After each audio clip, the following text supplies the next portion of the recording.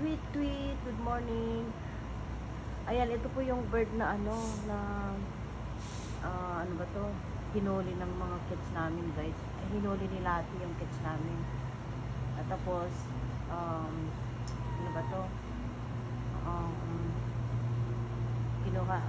Hinuli, tapos, ipinasok dito sa bahay. Tapos, nung tignan na namin, parang, nadali na yung nadali na yung, hindi ko alam kung nadali yung pakpak niya o whatever. Tapos ayan, kinuha namin, hindi na siya masyadong makalipad noon. Tapos kinuha namin, and then binilhan namin ng ng kulungan temporary para makaano siya, makasurvive. Ayan. Tapos ilang magwa 1 month na yata siya. Tapos ito, inopen na namin yung pintuan ng kulungan niya para makalaya kasi okay na siya. Parang makagalaw-galaw na siya, pababa, paakyat naman dyan. Kaya ito na, inopen ko na yung pintuan mo. Pwede ka ng lumayas kung gusto mo, para may mga kasama ka sa labas. Ayan. Ayan, guys. Na siya, mga almost 1 month na siya na kinulong namin para makasurvive siya. Kasi hindi na siya makalipad dati. Kasi pinasok ng isang cat namin. Siguro nahuli niya sa labas. Hindi. Pinasok dito sa bahay.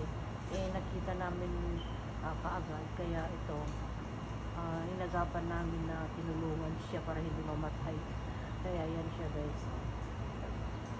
Pero bumabalik-balik na, inopen ko na nga yung yung pintuan mo, oh. Kaya pwede ka nang lumaya. Ayan. Ayan na, pwede ka nang lumaya. Pero ayaw pa. Baka hindi pa kayo makalipad masyado to. Ayan, guys, oh. Nakaakyat naman siya, umakyat baba, akyat baba naman siya sa loob ng kulungan niya. Kaya ayan, pinapalaya na namin para may magkita na yung mga kasama niya sa labas. Ayan. Ayan, tweet, tweet, tweet, tweet, tweet, tweet. Binabantayan ni B1. B1, gusto mong laruin na naman, B1? Huwag niyong sasaktan, ha? Ha? Okay. Ayan, guys. Hello. Ayan, papalayain ka na namin, oh. Okay? Para makita mo na yung mga kasama mo. Ayan. Sinave lang namin ang buhay mo kasi kinagat ka ng mga ket. Ayan.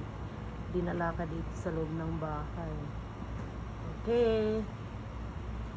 Ayan.